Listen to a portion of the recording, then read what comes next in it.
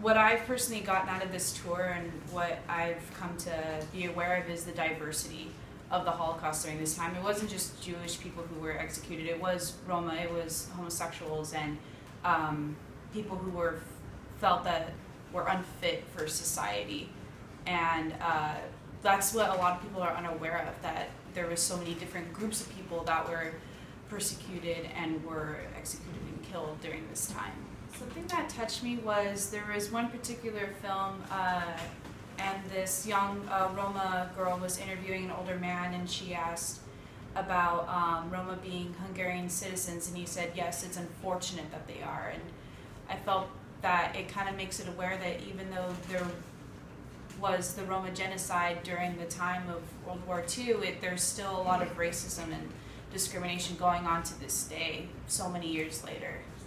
Oh, I feel like it's very empowering, and I feel like it's very important. No matter if you, even in the U.S. back home, like I never learned about the Roma and how they, what they went through during this time in the Roma Holocaust. So I feel like no matter where you are in the world, I feel like it's very important and empowering to learn about the various groups that were persecuted during this time.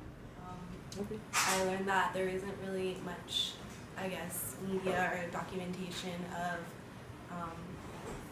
genocide of the Roma, and it's great to know that there's young women out there being, I guess, like paving the way to introduce the world to what happened to the Roma and give out more information.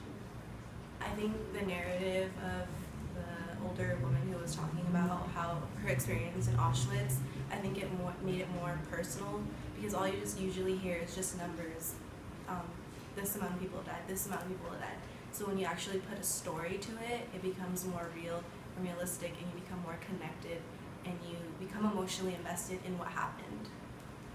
I remember learning about the Holocaust during just high school and maybe middle school, and it didn't go into too much detail about the Roma, and there's definitely not a substitute for it being here and actually being in the area where it's been taking place or where it's happening, actually visiting memorials that are very specifically dedicated to that. Maybe the only thing we have at home would be the Holocaust Museum in LA, and it's quite a journey. It's nothing very similar.